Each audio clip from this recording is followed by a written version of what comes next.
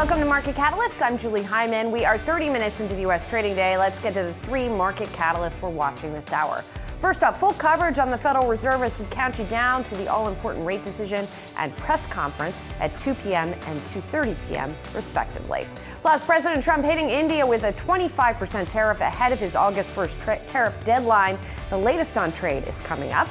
Plus, big tech earnings due out after the bell. We'll discuss what those results mean with Wall Street's biggest bull. All that and more coming up on Market Catalysts. Let's get to the check of the markets here. We are seeing a little bit of a gain here today. The Dow gaining about 26 points, the S&P up about 0.1%, the Nasdaq up about 0.5%. We got some backward-looking data this morning in the form of second quarter GDP, the first read on that, which came in a little bit higher than had been estimated. We also had ADP, the job reading coming in stronger than estimated. But remember, there's usually not a one-to-one comparison, to say the least, between ADP today and the government jobs report that we get on Friday, and the market pays more attention to the latter. So that's something we're focusing on, as well as, of course, the Fed this afternoon, and then Meta and Microsoft earnings after that. A lot to watch.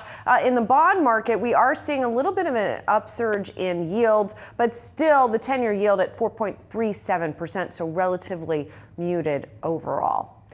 Well, markets are expecting the FOMC to leave interest rates unchanged at Wednesday's meeting, but based on recent public comments, it's possible that two top officials would vote against keeping rates steady. What would that dissent mean for the Fed? Here with more on what to expect, our Federal Reserve correspondent, Jennifer Schonberger. And Jennifer, it has been a very long time since we saw two dissents.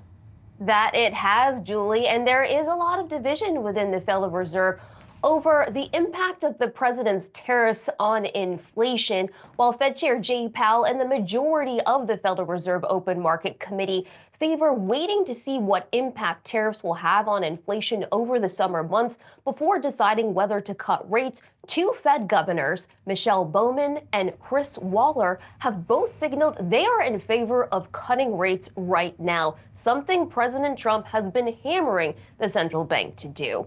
Waller, ahead of this afternoon's meeting, made it clear he wants to cut rates now because he thinks any inflation from tariffs will be a one-time increase he thinks the Federal Reserve could look through. He's more worried right now about private sector job growth, which he says has stalled. Bowman, on the other hand, is also similarly more concerned about the employment side of the Fed's mandate, which was an about face from last fall when she was more concerned about inflation. Though she said back in June, she still needs to see if inflation continues to come in benign.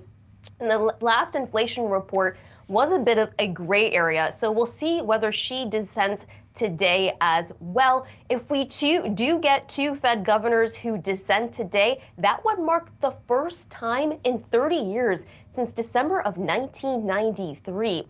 And any break from Powell would coincide with the president's relentless public campaign to pressure the Fed to lower rates, just as potential successors jockey for Fed Chair Jay Powell's position, which will be up in May 2026. And just this morning, again, ahead of this afternoon's decision, the president calling on the Fed to lower rates. On his social media website, Truth Social, the president posting following the GDP report, second quarter GDP just out 3%, way better than expected. Must now lower the rate, no inflation, let people buy and refinance their homes. Now, Julie, there will be one less hawk voting today. Fed Governor Adriana Kugler will not be present for personal matters. That means we will see 11 voting members this afternoon instead of 12. Back to you. Good to know. Of course, we're also going to be watching the press conference closely. That is at 2:30 p.m. I imagine, again, that he will get some questions about the president that he will attempt to quickly shut down. Yes, I anticipate that he will duck any questions on renovations, on the recent lawsuit that we saw to try to open up this, streaming live of the FOMC meetings. The number one thing I'm actually looking for, Julie, is whether the Fed chair cracks the door open to a rate cut in September. Because until now, frankly, the door has been slammed shut. So if he sets the table for that, that may give the president, the administration, a bit of relief that perhaps a rate cut will be coming. Whether they kind of ease off the campaign or not remains to be seen. Of course, we do expect the Fed to hold rates steady today, something that is likely to provoke further anger from the president and the administration. But yes, all eyes on Fed Chair Jay Powell's press conference, where the majority of the news is likely to come this afternoon. And of course, you will be in that room. We look forward to that coverage, Jennifer. Thank you. And a programming reminder for our viewers. Yahoo Finance will be bringing you that FOMC decision live at 2 p.m. Eastern, followed by Fed Chair Powell's press conference at 2:30. President Trump on Wednesday saying Indian goods will be subject to 25% tariffs, plus an additional tax because of the nation's purchases of Russian oil. That announcement follows a slew of trade frameworks ahead of President Trump's August 1st negotiation deadline. Here to discuss is Gavin Bade, the Wall Street Journal trade and economic policy reporter. And Gavin, you are in Stockholm, where we saw those talks happening between the U.S. and China over the past couple of days. And I actually want to start there because there was a lot of reporting leading up to it that we would get a 90-day extension of the deadline. That didn't happen. What went wrong, or what happened there? Well, it looks like we are likely to get that 90-day extension eventually, if not, later today. We heard Treasury Secretary Scott Bessent yesterday say that there were only a few minor issues. And the biggest one for him was, we need to go back and talk to the president. We want to brief him in person. He said he would do that at the White House today, and emphasizing that Trump himself makes the final decisions on these matters. So I think more than any impasse in the negotiations, it's just that they wanted the big guy to make the final call here. Gotcha. Okay. Are we expecting any other kind of developments in those talks except for the extension at this point?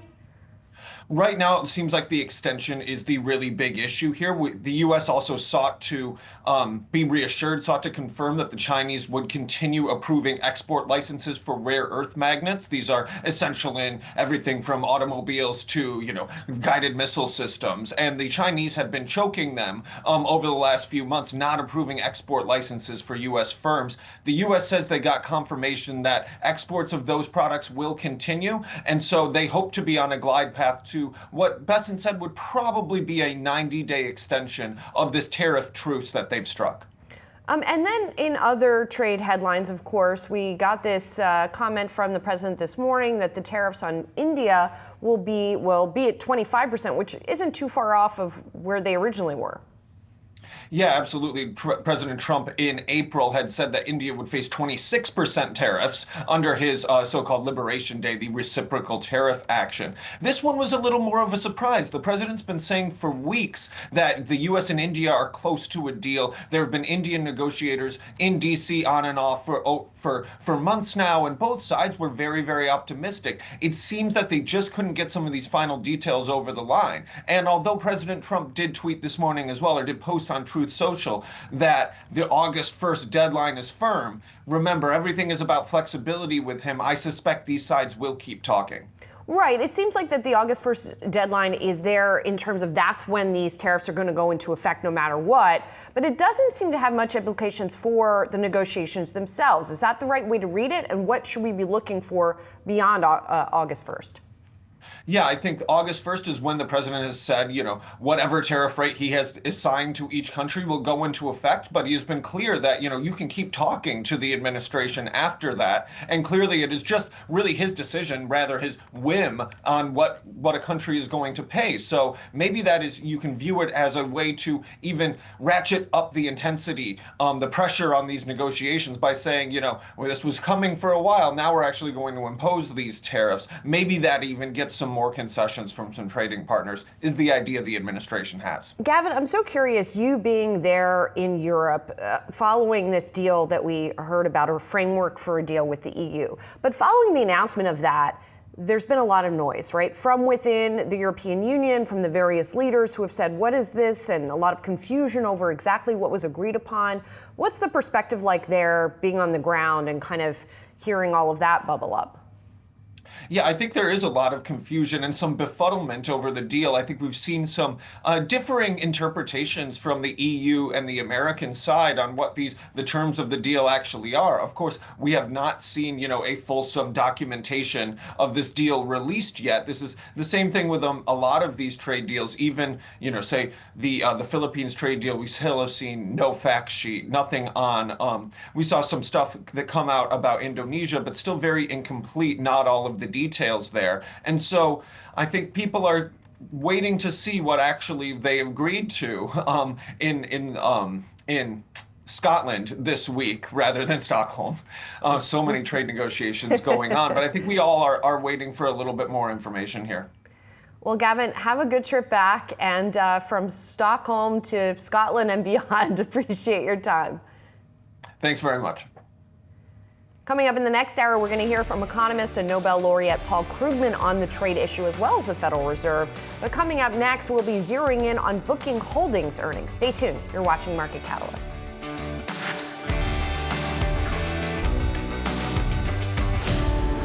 Booking Holdings topped estimates in its latest quarter, but issued guidance that failed to impress the street, warning that uncertainty fueled by the economic and geopolitical environment could weigh on travel demand in the third quarter. Joining me now, Ewout Steenbergen, Booking Holdings CFO. Ewout, thank you so much for being here. Good morning, Julie. Thanks for having me. It was very interesting what sort of seemed to unfold in the quarter and what could be unfolding, because there really seems to be a dichotomy in demand between the U.S. and the rest of the globe. Can you talk about that a little bit? Yes, of course. And we have seen actually sequentially a strengthening overall of demand in travel across the world. So Europe was a little bit better in the second quarter compared to the first quarter. Also Asia sequentially stronger, as well as the US. But the US was only slightly better than the first quarter. It's encouraging, but overall, if we look at the US, there's still some signs of weakness. Domestic travel is growing slower than international travel. Length of stay is a little shorter. The average prices for hotel rooms are a little bit lower. So those are a couple of indicators why the US market is still a bit weaker than other parts of the world. The good part is for us as a company, we are extremely diversified. We are globally diversified. About 50% of our business is in Europe, about 25% is in Asia. And if, for example, European travelers are not coming to the US, but they go to Asia, we capture that business. If Canadians are not coming to the US and they're going to Mexico, they still book with us. So from an overall company perspective, we're doing actually quite well in this environment. Ewout, is that indeed what we're seeing, or what you're seeing, that Europeans are going to Asia instead of the US, that Canadians are going elsewhere instead of the US?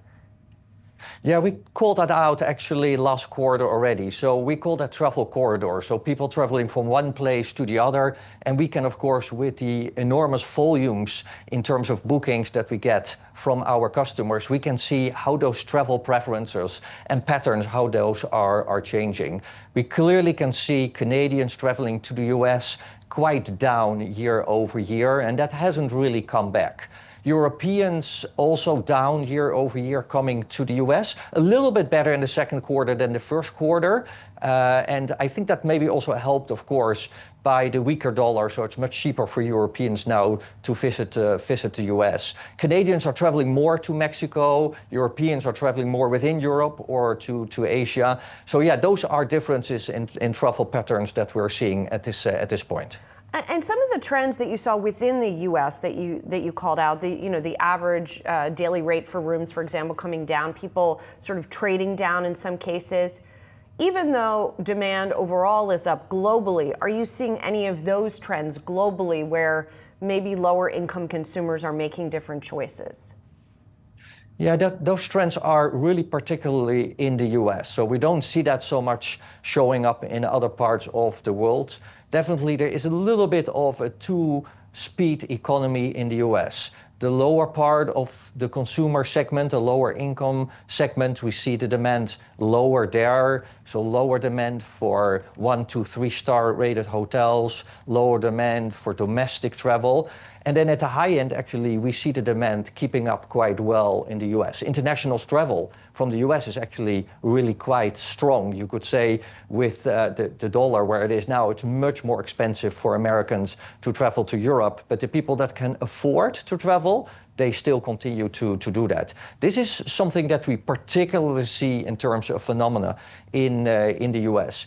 But as I said, the US is for us, in terms of overall scale of our business, a low double-digit level. So if we compare it to other parts of the world, those are usually for us, from an overall part of our business, a much more important element in terms of our overall growth. So yes, we see those dynamics, but for Booking Holdings, actually, we're keeping up quite well in this environment. And speaking of that international exposure, let's dig into Asia a little bit, because there too you saw pretty strong demand. What are some of the trends that are driving that, and what's characterizing how people are traveling there right now? Yeah, we're super excited about Asia. You might recall the first quarter there were a couple of events in Asia that impacted travel. There were the political situations in Korea, there were some aviation events, there was the earthquake in Myanmar that had an impact also on Thailand and Bangkok. So that was impacting travel in the first quarter. We didn't see similar events in the second quarter, so that was helpful. And then really demand by itself in Asia is also going up. We actually own the largest online travel agent in Asia outside of mainland China. That's called Agoda. Agoda is based in Asia, and they are doing very well in many markets in Asia. And then Booking.com is also a very strong brand in Asia as well. So we have two strong businesses in Asia, and overall that is really helping our overall growth in those markets. Ewout, I have one more question, sort of US versus rest of world, and that has to do also with pricing, right? The Points Guy, well-known travel blog site, has pointed out that this is sort of the summer of savings in the US because that weakened demand is in some cases led to deals being offered. Is that going to continue in the US, do you think? And B, is that something that we're seeing globally as well? Yeah, that's what we are seeing. And actually, this is a moment where we can add a lot of value to our supply partners, being the airlines or the hotel chains or other supply partners that we're having, because we can help them to generate additional demand. We can help them with special pricing, special user groups, some pricing that we call package pricing or opaque pricing. So we can help them actually generate additional demand in an environment like this. So this is actually a moment where we can really add value as a digital platform, and we are having very close relationships with all of those supply partners. And I think there are therefore definitely very good deals that people can find at this moment for the US. Well, that's good news. Ewout, thank you so much for being here. Those Booking Holdings shares down a bit today. They are up some 47% over the past year. Thanks for your time. Thanks, Julie. Coming up, we sit down with Wall Street's biggest bull to discuss the headwinds and tailwinds to the optimistic outlook. That's next on Market Catalysts.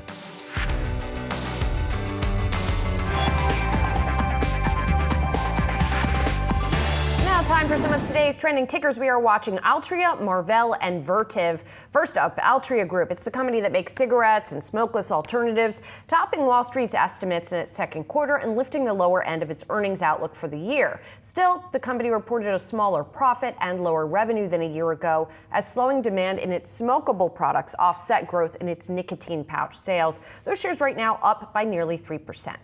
Next, shares of chip designer Marvell popping today. The company is teaming up with South Korea-based AI company Rebellions to build AI systems for sovereign-backed initiatives and cloud providers across the Asia-Pacific and Middle East. Marvell also getting a boost on a report from analysts at Fubon Research, who highlighted a major revenue opportunity from Microsoft's AI chip initiatives. Those shares up 10%. And finally, Vertiv Holdings, benefiting from the AI spending boom. The data center infrastructure company beating on the top and bottom line and raising its full year guidance. The company saying, quote, substantial increases in AI-related activity. That's what's driving most of the gains they're forecasting through year end. The shares up 3% today. They have just about doubled over the past year. And you can scan the QR code below to track the best and worst performing stocks with Yahoo Finance's trending tickers page. The S&P 500 will close out the year at a new record high. That's according to Wall Street's biggest bull. It's John Stoltzfus of Oppenheimer. He's boosting his year-end target for the benchmark index to 7,100, citing progress on trade negotiations, removing lingering uncertainty for investors. Joining us now, the man behind that call, John Stoltzfus, Oppenheimer Chief Market Strategist. John, it's great to see you. Julie, great to be on the show. So always great to be working with you. Oh, I appreciate that. So tell me what was behind this change here. It seems like it was really driven by what seems like the avoidance of that worst case trade scenario. Yes, indeed, that was it, because we came into this year with the 7,100 target. We maintained that through the beginning of the decline in February 19th. It started on February 19th. It had been a peak. Market was moving lower. Market corrected. We held on to that. But when the tariffs on April 2nd came out, exceptionally high, certainly beyond our expectations and most people on the street, we thought the tariff risk is great. We cut our target to 59.50. Looking still from where the market had fallen to eventually by April 8th, about 17% upside, I think, maybe even 20% upside from that point. And we've seen it. So we thought at this point, bring back 7,100. Fundamentals are improving. Look at the GDP print today. It ain't perfect, but it's certainly a lot better than the crew that was thinking we were going into a recession was thinking.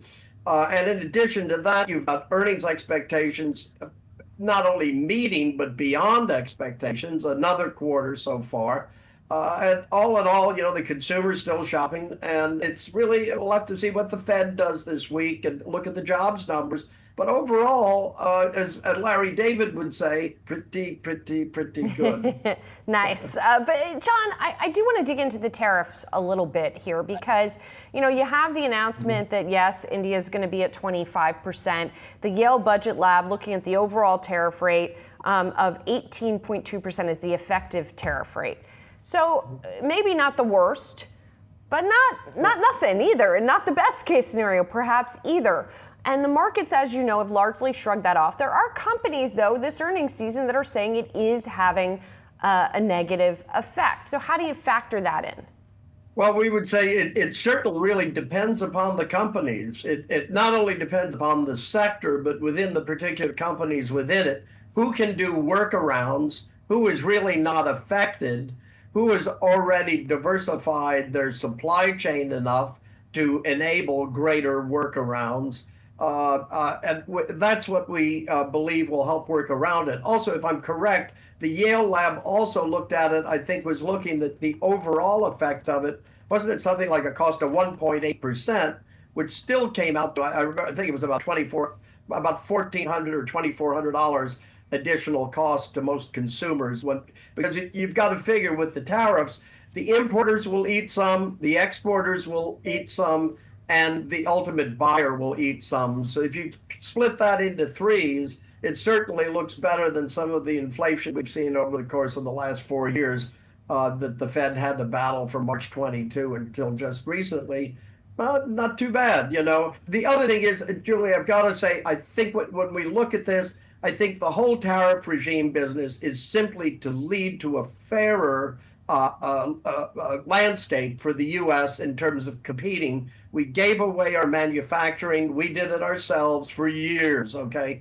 And now we realize since the pandemic, we've got to have some manufacturing back here, even if it's only in chips that are directly related to national defense or healthcare products that we were in short supply of during the pandemic when we realized that most of our drugs were sourced from China. So we look at it, we think it's diversification, global supply chain, and we think the tariffs are an interim policy. And this is not political. It is simply from a strategist point of view, what's the art of the deal here, And we think it's get everybody's attention. Deals so far, as sketchy as they may be, sketchy is the wrong word. As sketched out as they may be. I think sketchy's the right word. Not fleshed out, not fleshed out. Fine. But John, we'll settle on that. We could go. I think we could go down a deep rabbit hole of debating the effectiveness of the tariffs and whether they'll be permanent or not. I'm going to go in a little bit. We'll save that for another day. I'm going to go in a different direction. I want to ask you about a group that really hasn't been affected by tariffs that much so far, and that is large cap tech, right? Is it easier to be bullish because there is that group that is really accounting for a lot of the earnings growth and a substantial amount of the stock upside as well in this market? I think it most certainly is. And, any time that every so often we find the bear skeptics and naysayers will act as if we're going back to the slide rule or the abacus or abacus, whichever way you prefer to pronounce it. But the reality is we're all on the upgrade cycle when it comes to technology, whether we're a business or an individual, and it's global, and technology garners a lot of its revenue from outside of the U.S., where there isn't as much innovation, except perhaps coming out of China, plenty of innovation, but it's not always the greatest business partner. And so looking at this, we can't help but think tech will help us here immensely, but also tech will help the other 9 sectors, because tech is infotech and communications services, which is the streamers, the social media, and the search engines.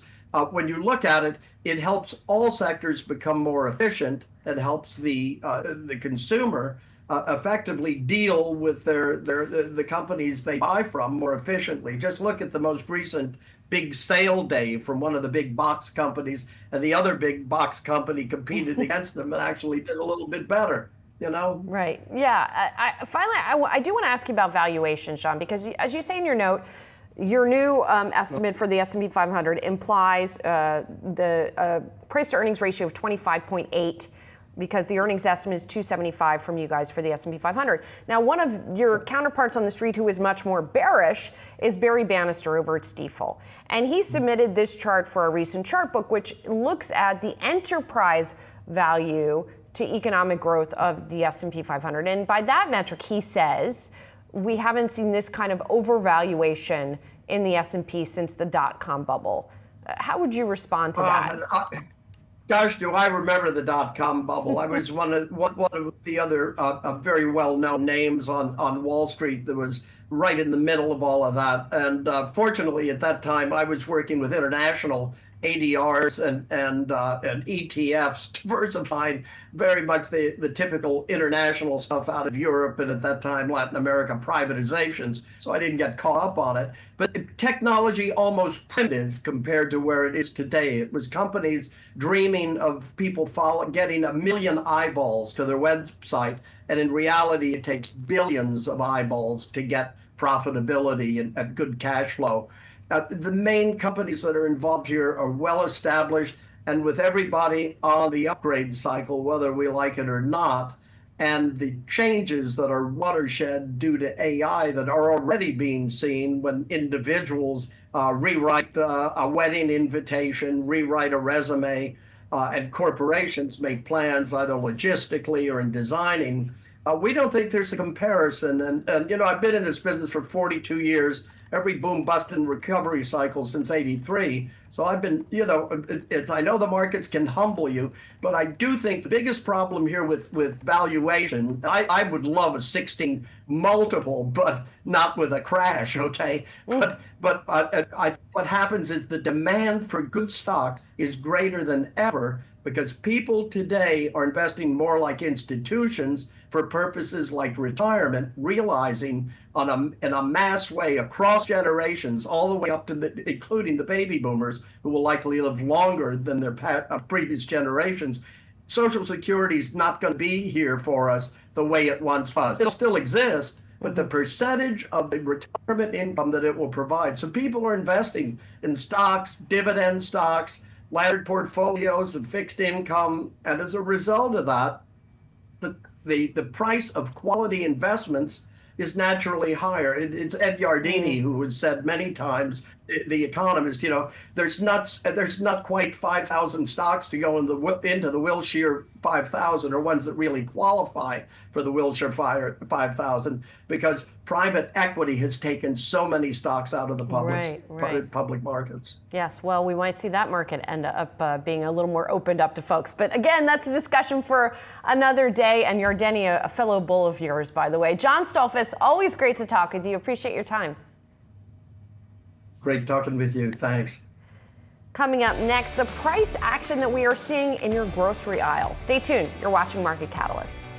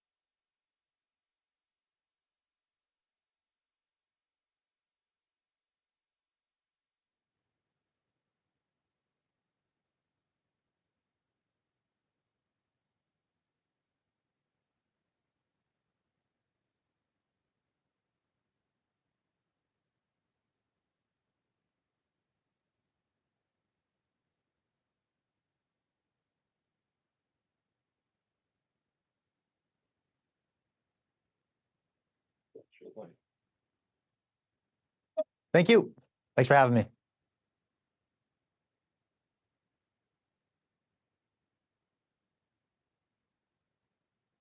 Okay, how long is this segment, do you know? Okay, thanks. Yeah, Baumgartner. Thanks.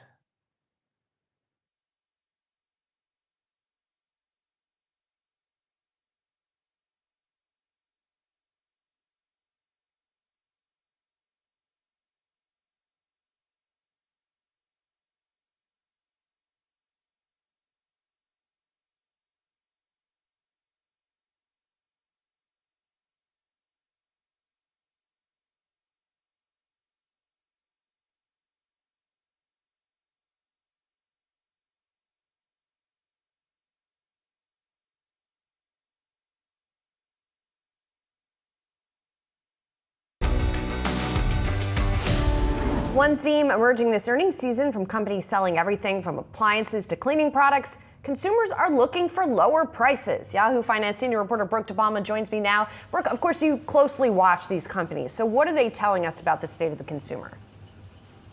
Julie, consumers are extremely price conscious nowadays as they think about and navigate this uncertainty within the environment when it comes to tariffs, those elevated interest rates. They're looking ultimately for the best deal wherever they can. And that's what we heard as well from Kraft Heinz out this morning, where we did see a volume decline, but they did say that they're leaning into this idea of that value conscious consumer. They also said that they're being mindful about the current consumer situation when they do have to take pricing in order to offset tariffs. But this is not something new from Kraft Heinz that we heard this morning. We've been hearing this over the course of these quarterly results from Q2, as well from food and beverage giants like Coca-Cola as well as PepsiCo. Coca-Cola's CFO told me last week that the lower income consumer remains under pressure, but he went on to say that part of what they continue to be very focused on is ensuring that they offer even more affordable options as they keep this consumer environment in mind. PepsiCo also saying within their earnings call that better entry points and value has been successful for the company in order to offset this fear, this worry that consumers have, and then mindfulness that consumers have heading into the grocery store. But let's move away from pantry. It's not just that. If you go into your cleaning closet as well, chances are you might have grabbed a cheaper alternative. And that's exactly what we heard from P&G CEO John Mueller on Tuesday. Take a listen. We are seeing modest trade down within our branded portfolio. So within the different Tide offerings, there are some that are more premium than others, and we are seeing some trade down there. We're also seeing some trade down to brands that you mentioned, like Gain. We are not seeing any trade down as of yet to private label. So maybe we're putting aside those Tide Pods and we're going for the regular Gain detergent instead. But when you think about the households at large, of course, it's not just these small goods that we're grabbing in the grocery store. American consumers are also being mindful when they have to replace certain items, like, say, their KitchenAid mixer or their Whirlpool kitchen appliances, their Maytag kitchen appliances. We heard from Whirlpool as well, behind all those big ticket appliances that consumers there are being mindful. The CEO there, Mark Bitzer, saying we continue to see consumers choosing to mix into lower end products. And so all in all, Julie, we continue to hear from these executives that consumers are being extremely price conscious. They're really looking for the best deal here. And that's what we really heard going into this season. That's certainly playing out, but all eyes will be on how this is playing out for those big box retailers that we'll hear from in mid-August. Yeah, that's the next shoe, I guess. Brooke, thank you so much. Kraft Heinz posting better than expected sales and profit in the second quarter, with organic revenue declining 2%. Analysts there had looked for a decline of 2.8% on average. The packaged foods company offsetting volume declines with price increases. Joining me now is John Baumgartner, Mizuho America's managing director and senior consumer equity research analyst. So really interesting, John, given that we just heard Brooke talking about that consumers are very price sensitive right now. Here's a company that's been raising their prices. So how is that working for Kraft Heinz? Well, as Brooke mentioned, the consumer is very much under pressure. We haven't seen Kraft really grow volume in North America since early 2021. And consistent with the commentary out there, we're seeing Kraft looking to do more on the innovation side, the renovation side, pushing more into the dollar channels, Dollar General, meeting consumers, that low-end consumer at that opening price point, which requires a lower outlay out of the gate to try to increase household penetration and maintain purchase frequency. Are we seeing, though, for Kraft Heinz, consumers pushing back on the higher end, or are they sort of maintaining that share also? The surprising thing with Kraft Heinz is their product portfolio is not the most expensive in the category. It is a premium to private label, but it's less expensive than some of the natural organic varieties that are out there. And despite all the improvements Kraft has made over the past 5-6 years, pulling out the artificial ingredients, reducing sugar, reducing sodium content, we just really haven't seen a trade down that benefited Kraft with the inflationary environment over the past couple of years. So where you have seen consumers trading out of Kraft products into private label, we really haven't seen an offsetting shift into Kraft from higher priced products. So what does that then imply about Kraft's outlook and how they're going to perform from here? Well, we know for 2025, the guidance is for a drop in profit of 5 to 10% year on year. We're seeing a big increase, 20% increase in marketing spending this year. Again, more focus on renovation, innovation, new flavors, new launches to really try and get back in front of the consumer. The question is, where does that take us from here? We know the company right now, there's about a 20 percentage point gap in the returns on promotion relative to best in class. We know about 50% of their promotional spending generates positive ROI. That's up from 25% pre-COVID, still below best in class level. So there still is work Kraft has to do converting on this spending with the consumer. And do you think that the consumer-led price sensitivity continues for the foreseeable future? We do, because if you look at where grocery spending is, where grocery prices are, from 2021 through 2023, cumulative grocery prices are up about 17%, whereas U.S. wage growth is up 14%, and about half the categories in the store, we have seen cumulative pricing up 20%, and about a dozen categories had pricing up 30%. So where this industry sits right now is you're either waiting for household wage growth to catch up, purchasing power, or you have to go back to the consumer, lower prices, increase promotions, shrink package sizes to better meet where household incomes currently sit. And so is the bottom line that those who are doing that latter strategy, that they're the ones who are winning?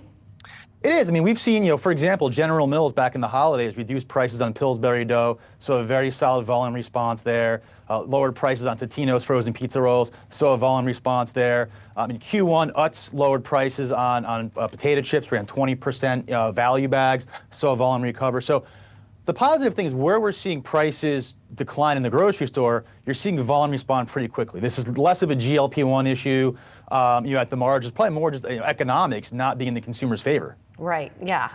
And John, I also have to ask, of course, about potential spinoff and what Kraft Heinz is even going to look like a year or 2 years from now. What do you think, and we don't know for sure, right? The company hasn't sort of confirmed that it's happening and how it's going to look. What's your best guess? Well, our thought process is, looking at the media reports out there for a potential spin of the grocery business to basically, segment the portfolio between condiments and sauces, which is a faster growing, higher margin category, and the rest of the grocery business on the side.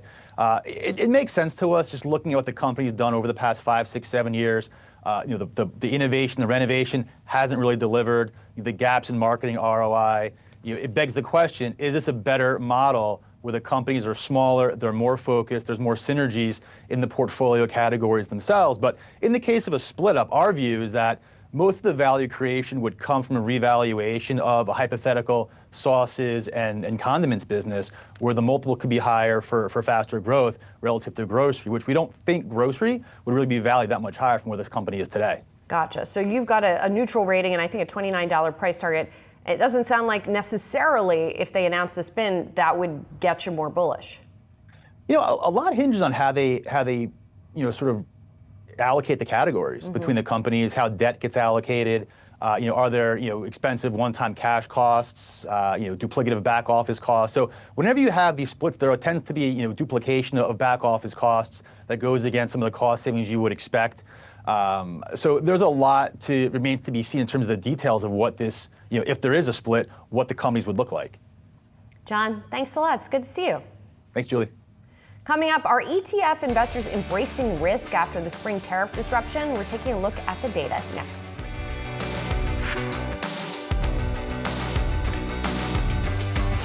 On April 2nd, President Trump's so-called Liberation Day, my next guest pointed out that ETF flows into defensive assets like cash, like bonds, gold, European equities, they were seeing higher than usual inflows. So now, midway through the third quarter, ahead of the next tariff-related deadline, I want to bring in Ben Slavin for this week's ETF report brought to you by Invesco QQQ. So, yes, coincidentally, you were here on that date, April 2nd, talking about what you were seeing amidst the turmoil in the markets. Obviously, we've come a long way since then. So are we seeing the risk-on behavior play itself out in ETFs, and how is that happening? Things have changed quite a bit since those days. What has not changed is certainly ETF flows in general. We're currently at a record pace, and they've really accelerated since that market bottom in April. But the flows and the sentiment has changed, and what we are seeing is ETF investors putting most of that money to work in equities and other risk-on assets, certainly like digital assets, et cetera. But there is a growing sentiment out there to also get shorter in duration, given the Fed's decision and some uncertainty around where rates are going to go. And in terms of the ways also that people are doing that, I guess more specifically, are they going into tech ETFs? Are they going into more actively managed ETFs as well, kind of trying to take advantage of the gains we've seen? Yeah, active managed ETFs are clearly a trend, and it's actually capturing quite a bit of attention from the market. So right now they're only 10% approximately of the ETF market, but they've taken in more than 37% of the flows in the first half of the year. So this is a huge change from where we've been really only a couple years ago. So clearly ETF investors are looking for some kind of an active management, professional advice, that kind of overlay. But also there is some still interest in many of the sector funds. Tech, yes, but we have seen some sentiment and money coming out of semis. So I think it's a little more of a nuanced picture, especially given where valuations are at. And when it comes to digital assets, I find that story so fascinating because for so long the crypto industry said, institutional adoption is coming, right? You have the advent of ETFs, you obviously have what's happening in Washington, and then institutional adoption seems to be pretty firmly here. So how is that playing out with ETFs, and how big is that institutional adoption compared to other assets, for example? To me, the headline is wow, in terms of the category size and the flow and how quickly the market has embraced these products. And so you've seen obviously a lot of success with spot Bitcoin ETFs, the category as a whole. More recently this year, especially given the rally, the spot Ethereum ETFs as a category have really grown significantly. And that's not just because the market's up, but certainly we're seeing net new cash come in. And it was on the top 10 leaderboard really in the last the last month with more than $5 billion in flow into the category. Wow. And so you're seeing a lot of momentum there, but just generally investors choosing ETFs to get that access to digital assets. And do you have any line of sight into who are the investors who are getting into that particular asset class in terms of whether it's institutions, whether it's financial advisors on behalf of clients, et cetera?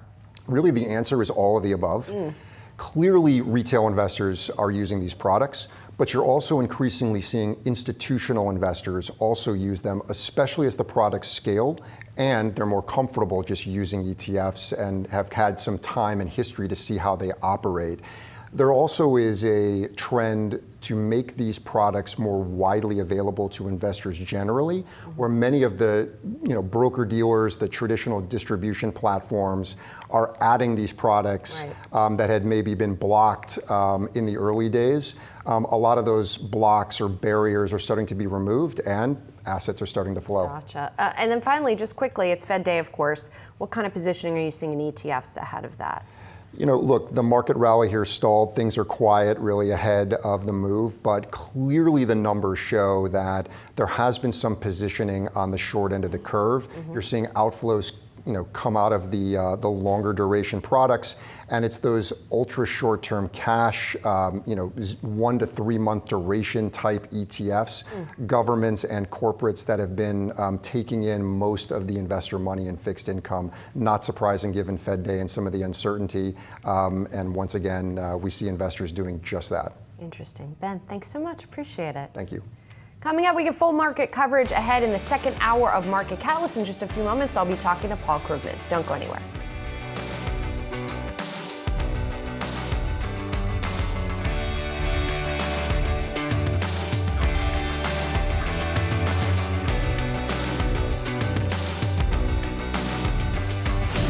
Coming up this hour on Market Catalyst. First up, the Federal Reserve rate decision due out at 2 p.m. Eastern Time today. How is Jerome Powell grappling with growing dissent in his ranks? We'll discuss with Nobel laureate Paul Krugman.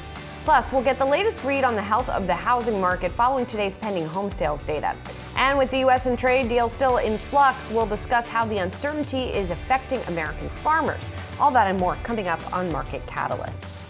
90 minutes into the start of U.S. trading, I'm Julie Hyman. Let's get a check of the markets and where we stand right now ahead of that Fed decision and conference later today. We are seeing stocks extend gains a little bit, modest gains today with the Dow up about 27 points, the S&P 500 gaining about 1/5%, and the NASDAQ up 0.4%. Of course, market participants also anticipating Microsoft and Meta earnings after the closing bell.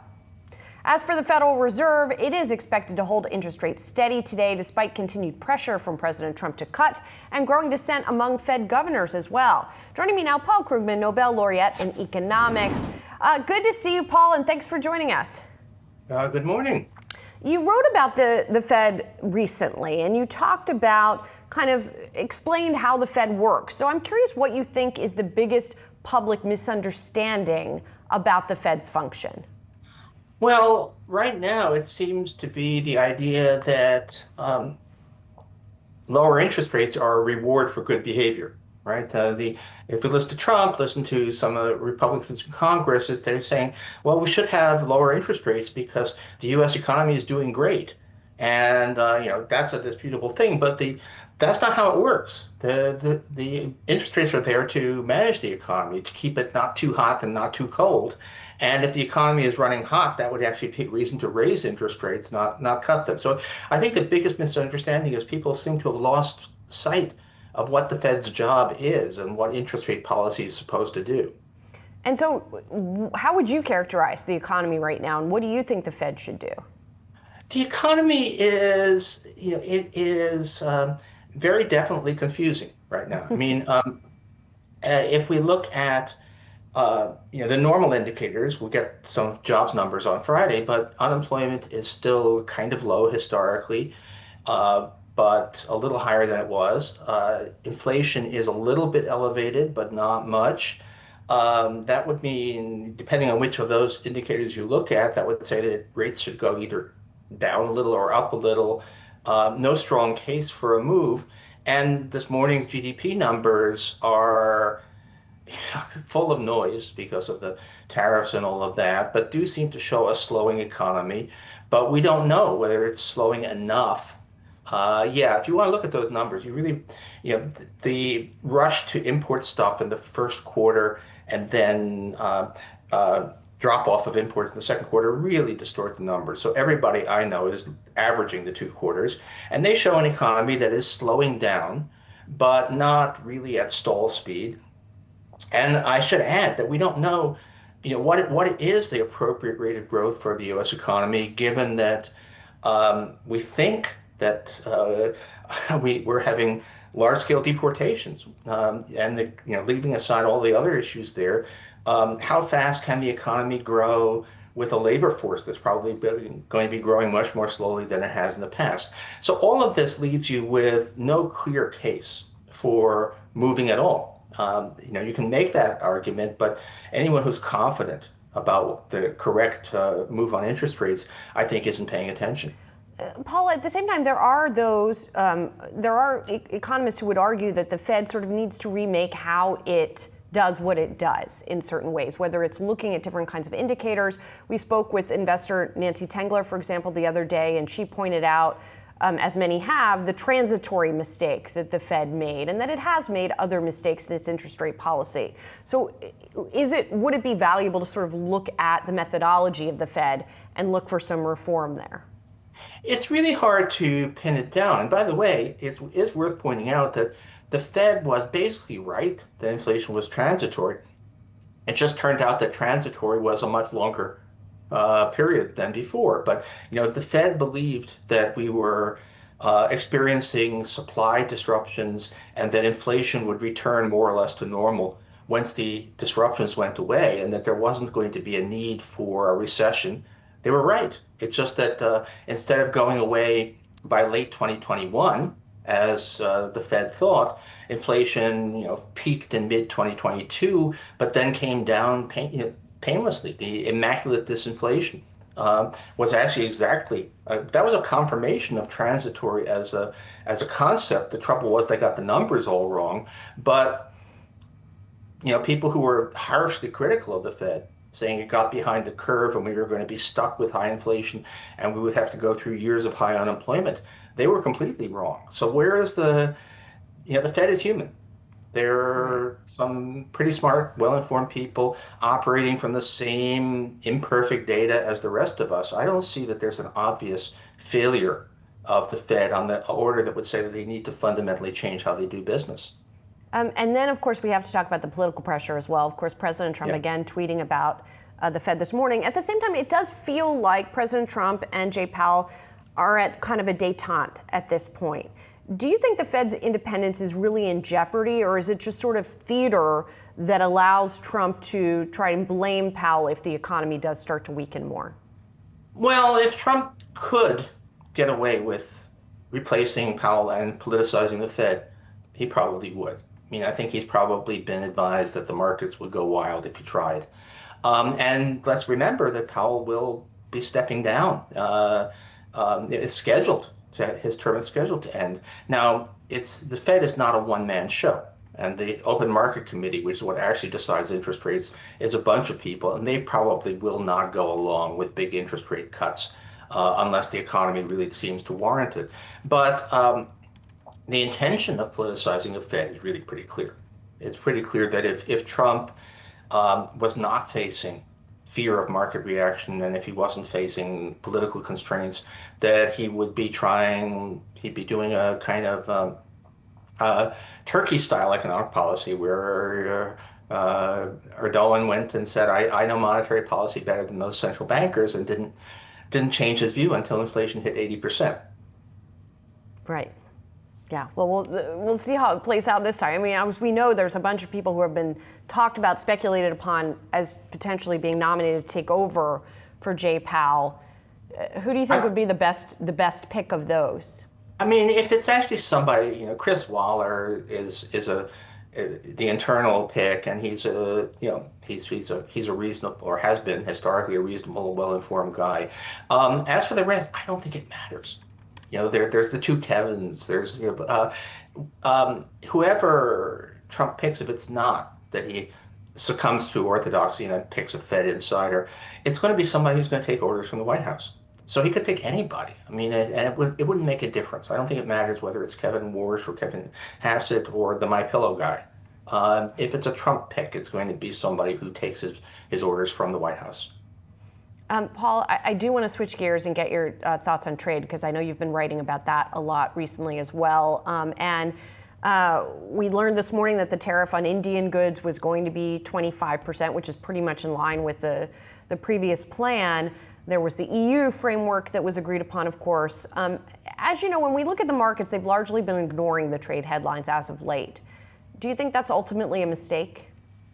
Well, the thing to say about that is that while I think that the trade policy is really bad and it's going to make us poorer, you do want to have some sense. I mean, economists, for a variety of reasons, tend to make protectionism a bigger deal than our own models say. I mean, if you run, the Yale Budget Lab has done an estimate of the long-term effects of the Trump tariffs as they now stand, and actually I've done my own estimates and they came out exactly the same, which is that GDP will be 0.4% smaller in the long run than it would otherwise have been, that's a lot of money, but that's not catastrophe. So it was, the fear was that uncertainty, this tariffs on again, off again, would cause a recession.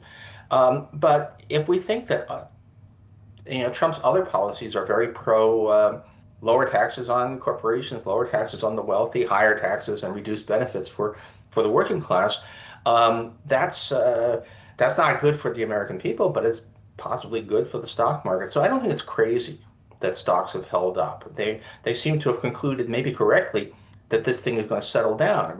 We're back in a world of high tariffs, but the economy will be a little bit poorer because of that, but not Great Depression level.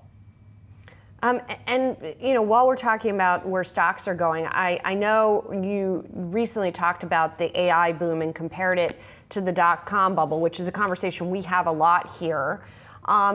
It feels like AI, not in the stock market, but in real life, is starting to bubble up more and more, right? We're starting to see it affects things like hiring. Do you still see it as a bubble, or how are you thinking about it? I mean, both can be true, right?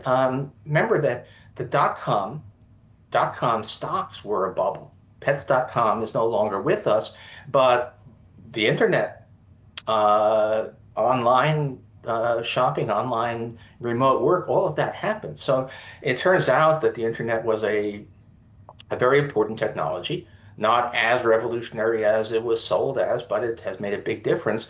But most of the companies that people thought were going to make vast amounts of money off the internet didn't, though there were survivors. So Amazon is there. But so I think it's quite possible both to believe that some of these stock prices are crazy, and to believe that what we're calling AI, this is actually a bad name for it, but what we're calling AI is in fact a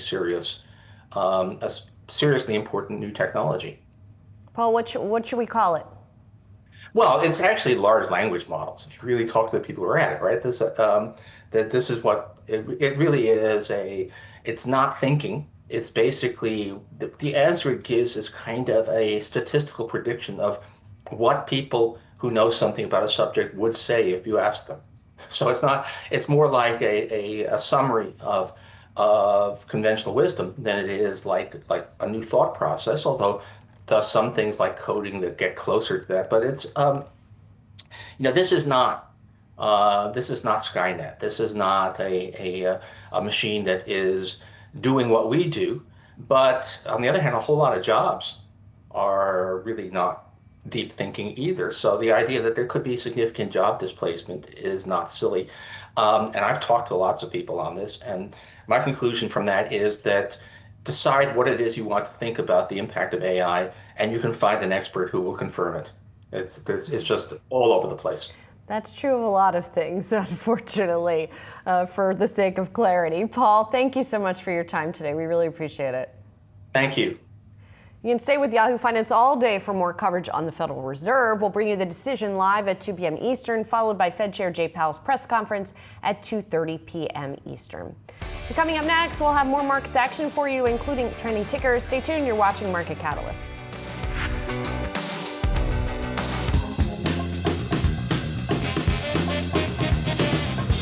Mutual funds have been around for over 100 years, but ETFs, they are quickly closing the gap fast. And on today's Stocks in Translation, we stock them head to head so that you can pick what's right for your portfolio. Let's start with some simple definitions here. An exchange-traded fund, or ETF, trades all day like a stock, but usually holds a small or a big basket of assets, although some modern ones only hold a single stock. In plain English, most ETFs are passive strategies that you can buy or hold any second that the market is open. Now, with a mutual fund, on the other hand, you have pooled money that might be actively or passively managed, and it's priced only after the closing bell each day. So in other words, you have only one shot per day to get in or out. Now let's take a look at how these two classes of funds stack up against each other. We just talked about liquidity, and that's when you can trade. ETFs trade all day long, and mutual funds only trade once per day after the close.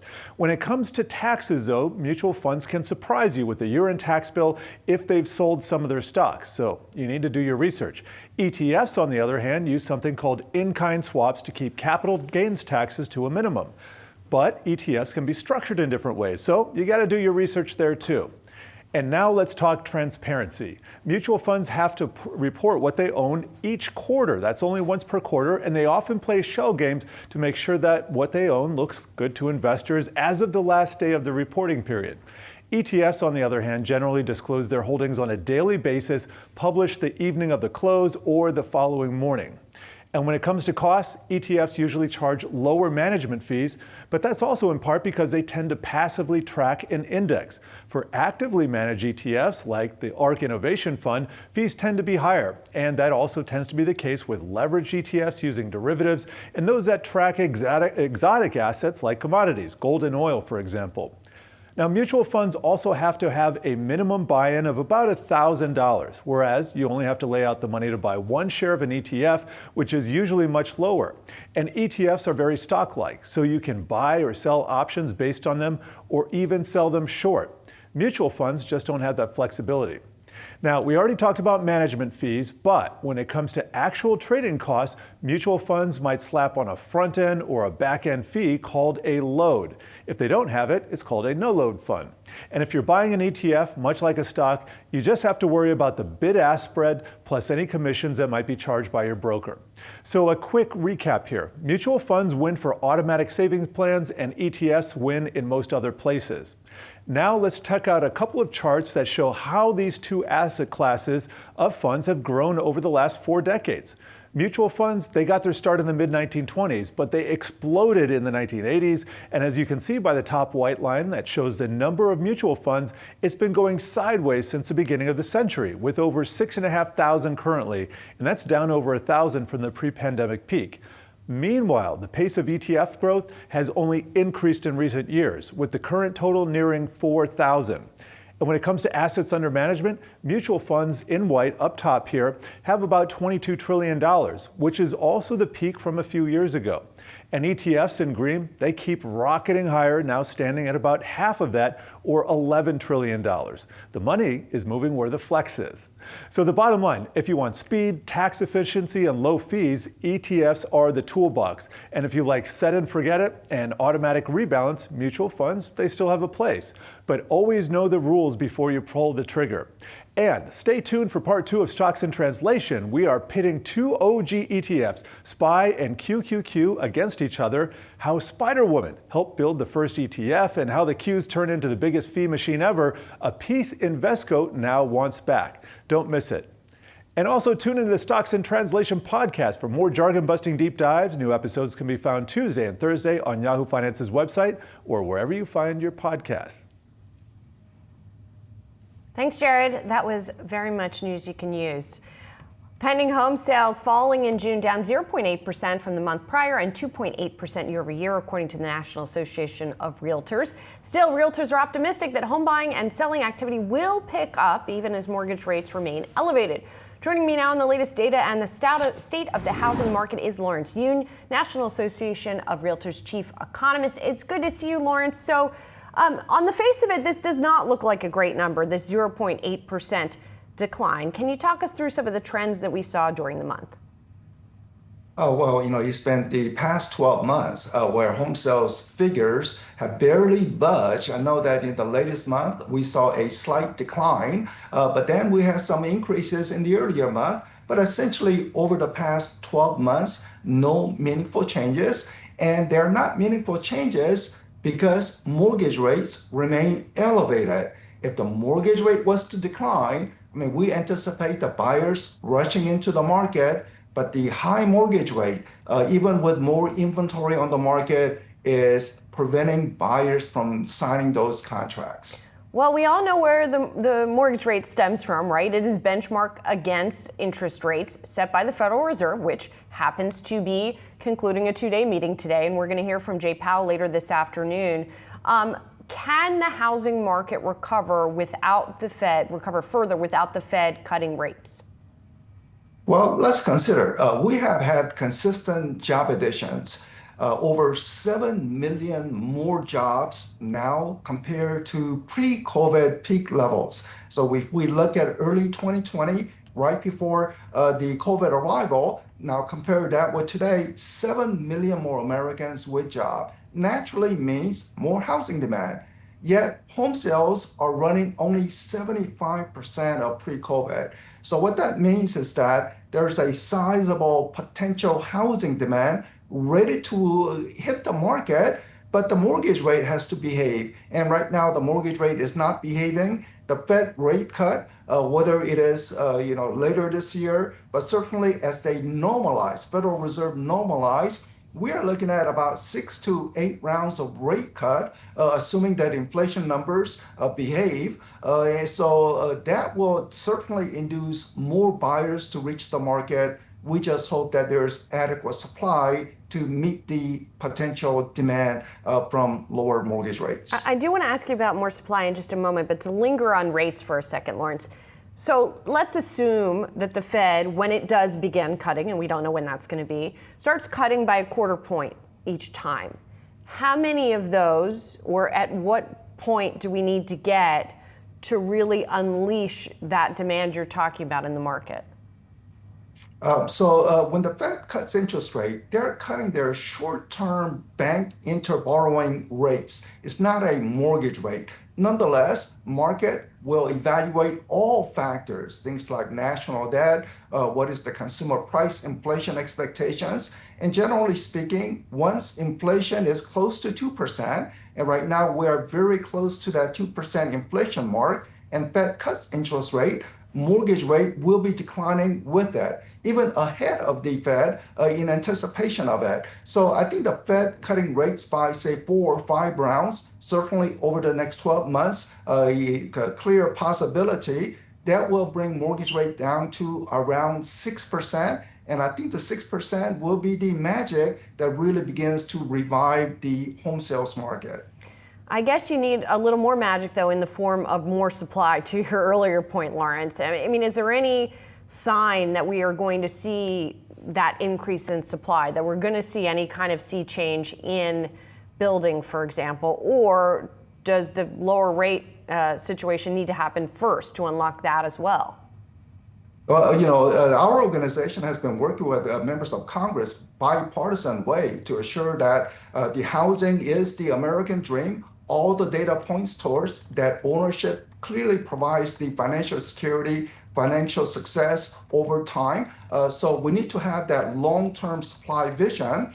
But in the short term, we do have some oversupply in some markets, Florida, Texas, from active home building. But those temporary oversupply can quickly turn into shortage once the buyers begin to reach the market. So we need to assure that things like any unnecessary regulation that hinders builders from going into the market, some zoning regulation that is too excessive, or even thinking about opening up some federal land near some major cities, just open up small slice so that more building can take place. So we need to consider long-term supply. Otherwise, home prices will keep reaching new highs.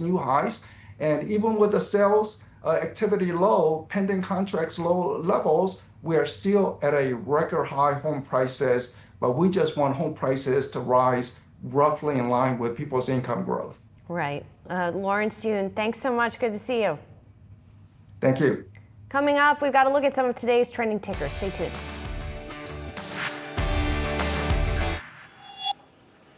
Welcome back to Yahoo Finance. I'm Brooke DePalma live at the NASDAQ. Let's get a quick check on the market action about 2 hours into today's trading session. I want to take a look at the major indices. What we're seeing here is the Dow down about 0.1%. We also have the NASDAQ moving slightly higher, up about 0.2%. And if you take a closer look at the NASDAQ, what we've seen year to date is really this momentum largely driven by these tech earnings over this past year. We're seeing that momentum move forward as we're set to hear from Microsoft as well as Meta after the bell. We're also expected to hear from Amazon later on this week. And what I'm hearing from different sources is that these large cap tech earnings and the guidance that they put out are the largest imminent risk to equity markets, assuming that nothing or no surprise happen when it comes to the job report on Friday or what the Federal Reserve is expected to say, which is hold interest rates steady later on today. I also want to take a look at the S&P 500. What we've seen over this week so far is the S&P 500 lose out on its 6-day streak that it gained momentum in, rather over this past month. We saw S&P and all major indices close lower, and now moving into today, we're seeing them try to gain a little bit of that momentum.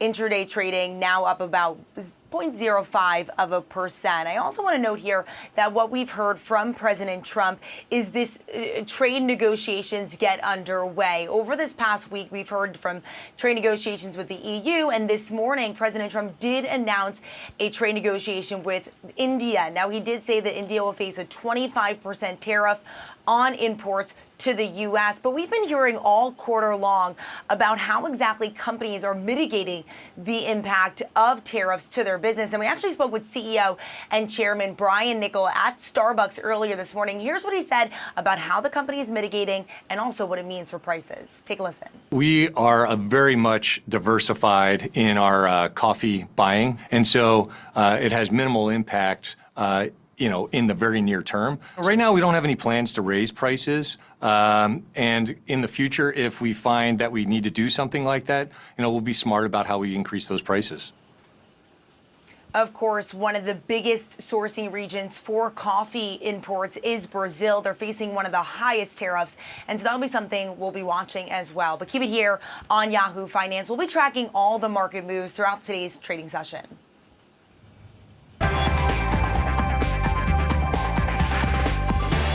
Now time for some of today's trending tickers. We are watching Etsy, VF Corp, and Wingstop. First up, Etsy shares are rising after better than expected sales in the most recent quarter. Total revenue was up 3.8% year over year. However, gross merchandise sales were down $2.8 billion, nearly 5% from the same time a year earlier. Total number of buyers and sellers on Etsy's platform also fell. Here with me once again, Yahoo Finance senior reporter Brooke DePalma. Etsy shares certainly have had a rough go of it, so this a little bit of relief there. Yes, certainly a little bit of relief after what has been a really interesting year for Etsy, but year to date, what we've seen is the stock move higher, and largely this all kind of began when we heard that President Trump was going to crack down on those de minimis exemptions that would hit Temu and Shein. And we saw Etsy, when that sort of was announced, the stock rise higher on the potential that more consumers would turn to the seller's platform. But also we're hearing a bit about what their consumer, they said that in May and June, that consumer picked up. They said that also they're seeing slightly healthier consumer spend across all different cohorts. And that's largely based upon what they claim is this investment that they've made in their product development, in their marketing, to really get consumers to think of Etsy, think of that marketplace when they're going to make their next purchase. Yeah, definitely something that is causing some optimism in the shares here this morning. Let's stick with sort of retail adjacent here. VF Corp, which is the parent company of clothing and shoe brands like North Face and Vans, it reported a narrower than expected loss in the latest quarter. CEO Bracken Darrell sharing some optimism about the turnaround in Vans in particular. The company says it does expect to hit between $60 and $70 million from tariffs this year, and it says price increases will be part of its mitigation strategy. Brooke, I know you've been following really closely this industry and the effect that we've been seeing from tariffs. It is interesting to see, and this is sort of maybe an early indicator for some of the apparel retailers we're going to be hearing from in a few weeks, perhaps.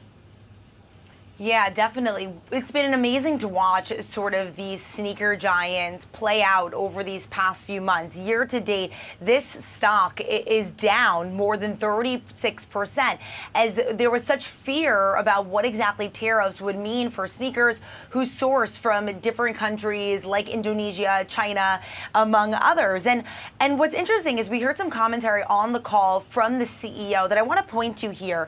He said, quote unquote, there's a lot of discussion about why is the economy so good? Why have the tariffs not shown up? I think it's because the tariffs really haven't shown up most people's costs yet. They're flowing through inventory or making their way into our cost and everybody's else's. And this is largely this mixed bag of what we've heard from different consumer-facing companies. Are consumers holding up in this environment? Are they remaining uncertain about what exactly these tariffs can mean for their wallet at the end of the day? And as these tariff deadlines have moved, from May to July to now August and perhaps further on, even though we think August 1st will be it here, it's been interesting to see consumers react. And certainly what we heard at the get-go was that those tariffs, those prices will be impacted, or rather prices will go up later on the year as these tariffs roll out. And so it seems like VF Corp is along with that. They're waiting to see the full impact as well. And finally, let's get to Wingstop. It's popping by double digits after reporting its most profitable quarter ever. Wingstop plans full-year store growth to be between 17 and 8%. That's above initial plans for 16 to 17% growth. Domestic same-store sales did fall in the latest quarter by 1.9%, but that was much better than the 3.9% drop estimated. Wingstop expects 1% same-store sales growth for the full year. Really seeing quite an outsized reaction in those shares, Brooke. Outside indeed, up more than 20%, I think last time I checked. I mean, this is quite the reaction to shares of Wingstop. There's been a lot of momentum around the fast casual space as they won over with that value perception that they have. And we sort of lost that, especially when you think about one of maybe Wingstop's competitors, perhaps, even though not exactly, Chipotle. They've lost that value perception that they really gained momentum around.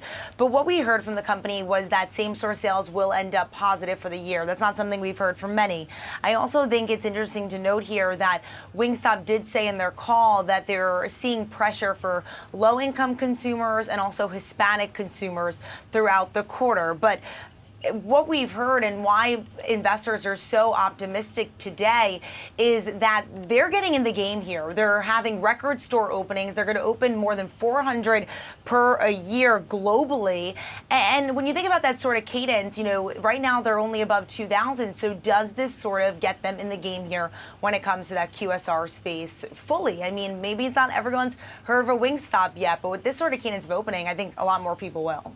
Yes, they just opened one in my town very recently, Brooke. Speaking of which, thanks a lot. You can scan the QR code below to track the best and worst performing stocks with Yahoo Finance's trending tickers page. Well, coming up, much more markets action for you. Stay tuned. You're watching Market Catalysts. Boeing reporting second quarter earnings on Tuesday, and despite posting solid results, the stock still under pressure is coming against the backdrop of a fresh trade deal between the U.S. and the EU that could have big implications for the industrial space. We're navigating how to play that sector with the Yahoo Finance playbook. And joining me now is Evelyn Chow, portfolio manager of the Next Generation Space Economy Strategy and senior research analyst at Neuberger Berman. Evelyn, it is great to see you. So we were talking off camera, Evelyn, because I was looking through the report. I thought the numbers looked pretty strong, Evelyn. I mean, they generated cash from operations first time since 2023, smaller than expected loss for the quarter. I saw revenue beats. So why would the stock come under pressure like this, Evelyn? Josh, it's good to be back on the show. I've liked Boeing all year, and I'd say this is a classic moment where when the going gets tough, the tough should get Boeing. I would recommend buying this dip. You can have that one if you want. Yeah, I appreciate it. I'm going to use that one. I think it's a classic case of stocks that have been well liked into the print this quarter have seen this travel and arrive pattern, right? Expectations have run really high. Industrials, actually, I should note, is one of the best performing sectors in the S&P year to date. And actually, the XLI has outperformed the S&P by 900 bips. But within that, if you look at aerospace and defense, that's up almost 36% year to date when you look at the ITA, the ETF that tracks aerospace and defense. So Boeing, RTX, GE, Howmet, these have been names that have just really, really run, and for great reasons. I mean, when you look at Boeing, this is a blue chip industrial stock that, yes, got a black eye over the last couple of years, but now it fits so many characteristics of stocks that I like in the sector. It's an under-earning narrative. It's levered to pricing uplift, especially as the OE recovery ramps and we actually deliver new planes. There's a free cash generation improvement story that I think can support further multiple re-rating, and it's all helmed by a CEO, Kelly Ortberg, who came into the role last year, who's doing a lot to dramatically turn around this business. So I think when we look back at this print, we'll see it laid the groundwork for a lot of good things to come. Free cash flow, importantly, beat expectations really materially in the quarter. I think that's going to continue through the back half of 25 and into 26 and beyond. And Evelyn, the US-EU trade deal, how does that impact Boeing? It's huge. I mean, you've probably heard of Boeing as being used as a little bit of a, shall we say, bargaining chip in some of these deals, right? And I mean, a really, really staggering statistic is that 80% of Boeing's commercial supply base is procured from US suppliers, but 80% of what they sell is to customers outside of the US. So its position as a net exporter is really, really important. You saw that in the context of the EU deal, we have a 0-for-0 agreement such that aircraft is carved out as being non-tariffed within the construct. But the expectation would be that there are some hundreds of billions of dollars the EU is going to invest in the US. Some of that could be Boeing planes, just like you saw in the deal with Japan, where they agreed to buy 100 planes of Boeing as well. Beyond Boeing, Evan, let's broaden this one out, because you see certain big themes and trends in this sector I want to touch on. One, you talk about secular electrification. Talk about that theme, Evelyn, and I'm also interested, who do you see leveraging that theme? Who are the winners from that theme? Yes, so AI and industrials, the linkage can't be overstated, because when you think about who is building out all these data centers, who is powering all these data centers, Josh, it's industrials. So you're looking at names like Eaton, nVent, Vertiv, GE Vernova, all of them doing a lot to ensure that we're building out this data center boom that we've seen really fueled by hyperscaler CapEx. Now, as an investment narrative, this has gone through some puts and takes, right? And I think we're now kind of on the other side of a trough of disillusionment, which really began in the back half of last year when we started to worry, okay, are these tech companies really going to invest ahead of an ROI that still seems somewhat uncertain? I think a year later, some of the use cases that are being proven out for AI have really dramatically expanded, and you're seeing signs of accelerating CapEx from the likes of Google, the likes of NVIDIA. So I think there's a lot of tailwinds for this space. Now, I want to just maybe home in on a few. When you look at a GE Vernova, for instance, it's been a big beneficiary of the AI boom because it's a leading gas turbine manufacturer. And so you need a ton of power to go into these data centers. We actually don't have enough in the US. So I think this is a name that's well positioned to capitalize on multiple tailwinds, not just from AI, but from overall demand acceleration for power. Here's another theme, cyclical recovery beneficiaries. We have been trying to make a cyclical recovery happen in industrials for easily the last 3 years. A really interesting dichotomy for this space is when you look at the ISM, which is the Purchasing Manager Index for the US, it's actually still been in contraction for quite some time. So you might say, hey, is the industrial economy really growing? I'd say it is, but only in certain pockets. So we talked about aerospace, we talked about AI. I think when it comes to the cyclical recovery, that's still very much on the come, and frankly has been dampened by some of the cross currents, whether it's tariffs, inflation, et cetera. As a lot of these things are easing into the back half, I think there's real opportunity for some of these shorter cycle industrial names to actually take off and start to realize some of the under-earning potential that we've been looking to recover ever since COVID. What would be an example, Evelyn? Yeah, so a company I really like, that would be a Parker Hannifin. So Parker is kind of your classic industrial widget maker, but actually 30% of its EBITDA is now tied to aerospace and defense as well. So I think there's multiple tailwinds for Parker to be able to capitalize not just on cyclical recovery, but also a lot of these good things we've been talking about in the aerospace side that's complemented by a company that knows how to get margins. They are really good at expanding margins, excellent capital allocators. And I think ultimately will be a very high quality earnings compounder within the space. Final theme you talk to your clients about, I want to get to transformation stories. Yes. We've been living in an era of growth for industrials. So transformation has been a little bit on the back burner relative to 10 to 15 years ago, when most of these companies were comping 2 to 3% organic growth. They kind of had to change their businesses in order to adapt. I think where we are now is you have a set of companies levered to these great tailwinds. Some of them are also doing a lot of work to actually transform their own businesses. And what that could look like is portfolio transition. It could look like taking cost out. It could look like potentially divesting some businesses too, or using the balance sheet differently. And a few that I like that fall into this category would be like a 3M. So 3M kind of bridges the gap between cyclical recovery and transformation. It's really made a lot of headlines because of very notable litigation involving combat arms and involving PFAS liabilities, much of which I believe is now in the rearview mirror. And with CEO Bill Brown at the helm, I really think this company is poised to expand EBITDA margins another few hundred bips. They're getting their balance sheet into a much better place. They're finally investing in growth in very meaningful ways and accelerating their organic growth. And so ultimately, I think as a self-help story, 3M remains really attractive. The latest round of trade talks between the U.S. and China has ended without an agreement, meaning tariffs are set to surge on both sides in mid-August. China is a major buyer of U.S.-grown corn and soy. So what does the uncertain path forward for trade between the two countries mean for American farmers? Joining me now is Blake Hurst. He is a third-generation corn and soybean farmer from Missouri and the former president of the Missouri Farm Bureau. Blake, it is good to see you. Thanks for being here. You bet. Thanks for having me. So I know it's been a year so far trying to navigate all of this. I'm curious where corn and soybean farmers are currently in terms of the tariff landscape, the fertilizer that you import, what you guys are trying to sell into the market. Just give us sort of a state of play. Well, prices have been trending down for both corn and soybeans since February. Two reasons. One, tariff uncertainty. And secondly, we have a big crop in the field. It's been a great growing season for most of the Midwest. So we're seeing lower prices. If you look back to 2022, prices per bushel were 60 or 70% higher than they are now. And yet our stocks to use ratio, our inventory of grain, was about the same. And that mostly is because, again, of uncertainty over tariffs and a big crop in the field.